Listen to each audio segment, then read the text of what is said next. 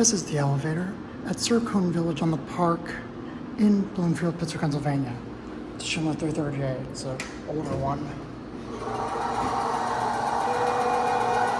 It's a very loud doorbell. That doorbell sounds awful. Go to 3. Here it up.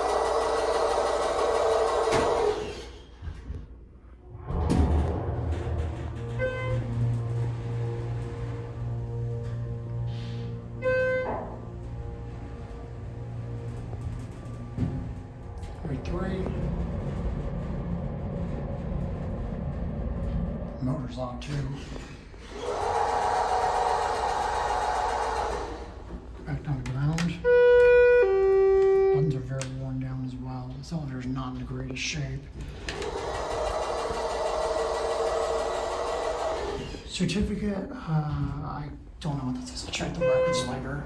It's a basic Schindler figure grid grain cab, or kind of. I'm guessing they probably get service fees when children like hit the phone. Probably just don't want them tampering with the alarm to stop switch either. Here back at ground.